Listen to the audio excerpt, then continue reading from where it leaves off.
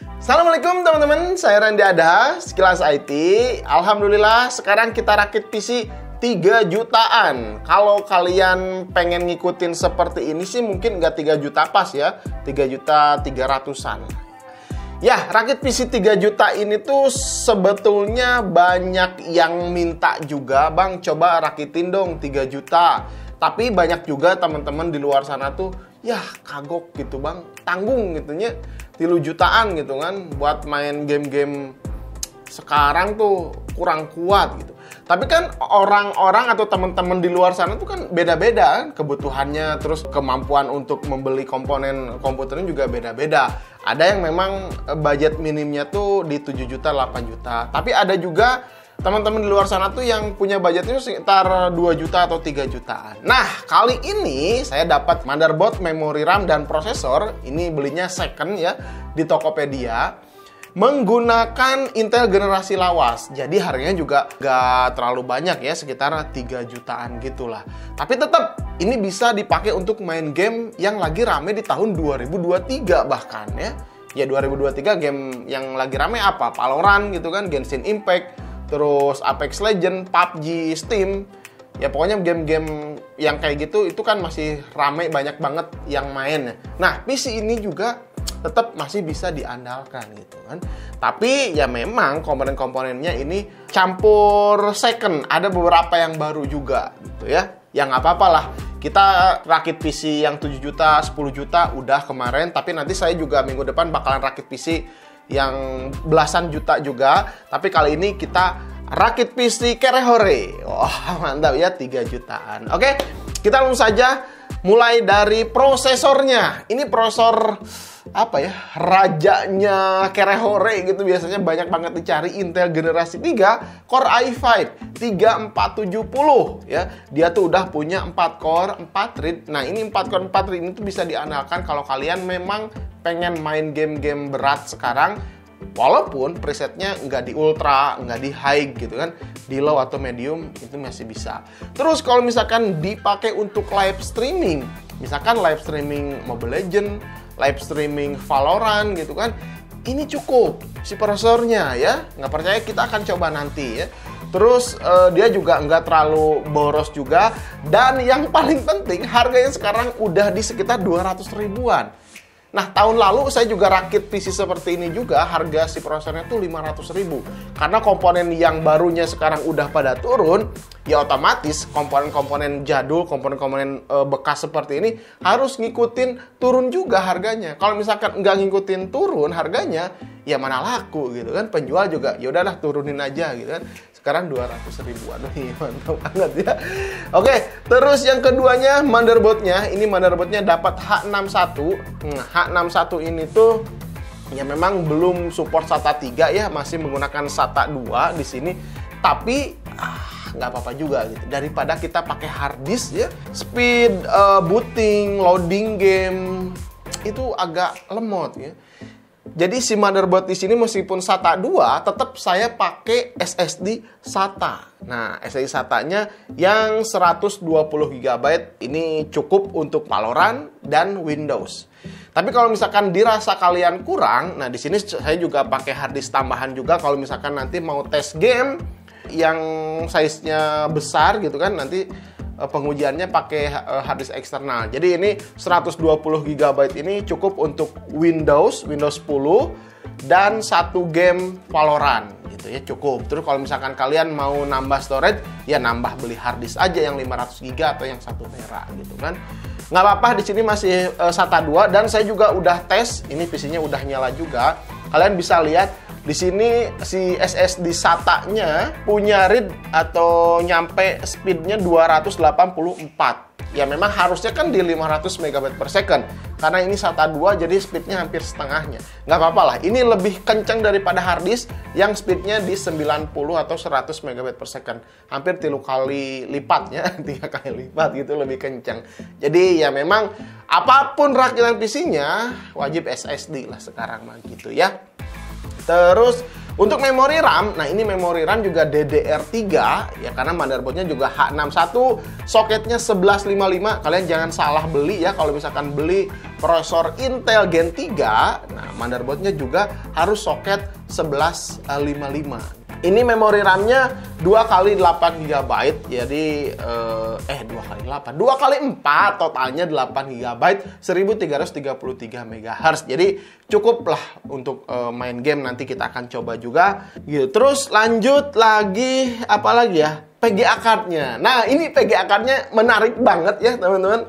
Saya dapat si GTX 1050 Ti di harga 1.350.000-an. Ini banyak yang jual di 1,2 sampai 1,5.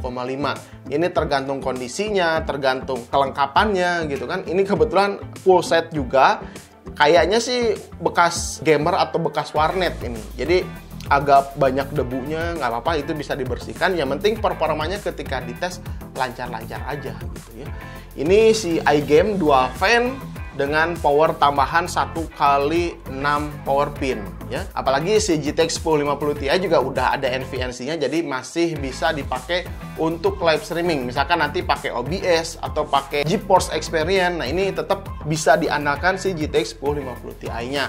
Terus lanjut power supply. Nah, ini nih power supply, kalau kalian lihat di sini saya pakai XPG Pylon 550 watt karena ya memang ini overkill juga ya, harganya 700 ribuan. Wah, mahal juga nih si power supply ya. Kebetulan di studio saya aja nggak ada power supply yang lain gitu. Tadinya saya mau pakai yang harganya 500 ribuan gitu, kayak PF 500 atau FSP yang 550 watt gitu. Tapi kebetulan nggak ada. Jadi ya udah deh, saya pakai XPG Pylon. Ini udah sertifikasinya udah bronze juga. Dan si komponen-komponen yang ada di dalamnya tuh udah bagus lah ya untuk si XPG Pylon ini ya. Memang harganya juga lebih mahal. Kalau kalian pengen mengirit lagi uangnya, kalian bisa pakai power supply PF500 atau FSP 550 watt yang harganya 500 ribu. Jadi itu kan bisa ngirit uang 250 ribu lagi gitu ya. Karena PF500, FSP 550 watt udah sangat cukup sekali ya, memberikan power ke semua komponen yang ada di sini gitu. Terus untuk fan, nah ini fan hadiah ya. Ini hadiah, ini dulu banget saya, wah udah lama banget ini ada hadiah, jadi saya tancapkan di sini. Tapi sebetulnya pas beli ini nggak ada. Ini punya saya sendiri di studio, nggak dipakai. Akhirnya saya tampilkan di sini aja gitu kan. Kalau pas beli Mobo prosesor RAM itu nggak ada coolernya gitu kan. Ini harganya sekitar berapa ya, 100 ribuan lah, 100 ribu kurang, tapi udah RGB ya, lumayan ya. Terus yang terakhir casing. Nah, kalau casing ini urusan apa ya, selera aja kayaknya, mau yang seperti ini, tapi yang penting harganya cari yang 300 ribuan udah dapat dual fan. Nah, ini 300 ribuan udah dapat dual fan RGB. Jadi lumayan lah ya, menambah kegantengan gitu kan. Jadi si PC-nya kelihatan lebih ganteng, lebih gaming gitu ya.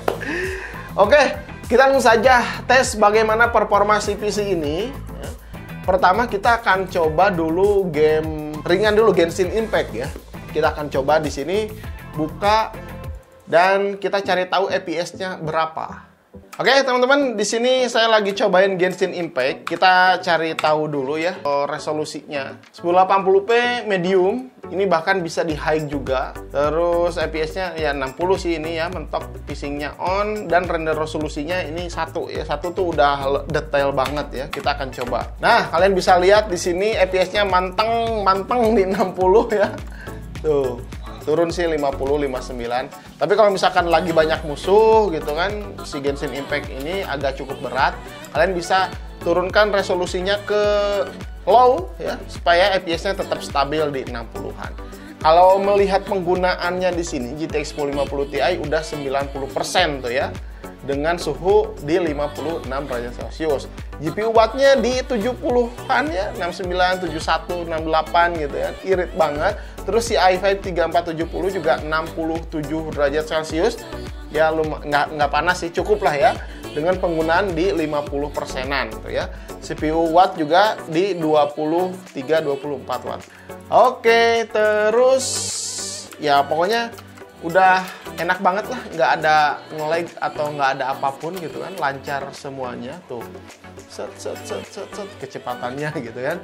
Jadi si GTX 1050 Ti ini memang lumayan performanya udah kenceng lah untuk game-game. Gimana kalau misalnya kita ganti game yang lebih berat? Oke, kita akan coba sekarang, oke? Let's go. Oke, teman-teman, di sini saya cobain game lumayan cukup berat ya, ini PUBG Steam. Kita lihat dulu di resolusi 720p karena 1080p ini nggak kuat ya, terlalu berat. Dan untuk presetnya di sini kita lihat di medium dengan render scale-nya 80-an. Ya, FPS-nya ini pas di training tuh lagi banyak orang-orang ya. Jadi ya lumayan lah, ini bisa menggambarkan ketika kita lagi di pertempuran ya. FPS-nya 80-an, 70, 60 ya. Terus suhu GPU di sini lumayan cukup adem, penggunaan juga naik turun ya, 60 sampai 90-an. GPU-nya 63 60 watt ya, performanya memang segitu. Terus si i5 3470 prosesornya ini cukup panas ya. Si coolernya ini kurang bagus, ternyata pantesan dikasih gitu ya. Penggunaannya di sini udah 100% ya. Ya memang kayaknya si PUBG ini jadi CPU bound banget ya dibandingkan si Genshin Impact tadi ya, penggunaan bisa lebih besar di PGA card. Kalau di sini hampir dua-duanya prosesor dan PGA card bekerja dua-duanya keras gitu kan. Tuh. Kalau lagi nembak-nembak gini baru PGA card ngejalan. FPS-nya ya lumayan lah, 70-80 ini masih bisa main. Lumayan lah, ini bisa menggambarkan kalau kita main game berat seperti PUBG ini masih bisa. Kalau misalkan ditanya main game Valorant apakah bisa? Ya tentunya udah jelas bisa lah di resolusi 1080p. Karena si PUBG ini lebih berat daripada Valorant ya. Terus dipakai GTA 5 juga bisa. Dan sekarang apakah dipakai untuk editing bisa? Kita akan coba. Kita buka Premiere Pro 2015. Nah, kalau menurut saya sih ini masih bisa ya. Misalkan kebutuhan kalian editing-editing tipis-tipis, ringan, atau mau belajar ngedit di Premiere Pro, si PC ini masih tetap bisa diandalkan. Nah, ini udah ada sekitar 8 menit. Kita coba di timeline-nya. Oh, masih tetap bisa ya, masih tetap lancar dipakai untuk editing di Premiere Pro 2015. Tapi kalau Premiere Pro 2020, 2021 itu rasanya agak cukup berat. Kalau 2015 seperti ini agak ringan lah. Jadi ini masih bisa kalau kalian ya kebutuhannya kayak tadi ya, editing ringan atau mau latihan gitu, ini masih tetap bisa tuh. Tuh, ini masih bisa ya. Lah kayaknya cukup gitu. Terus kalau misalkan merender ya mungkin agak lama kalau si project filenya cukup besar ya. Ini juga saya akan coba render menggunakan Premiere Pro 2015. Gimana ini durasinya 8 menit dengan file size-nya 600 megaan. Ini di sini sih 2 menitan ya, 3 menitan. Lumayan cukup kenceng juga sih. Kalian nggak kelihatan sih, tapi di sini kelihatan.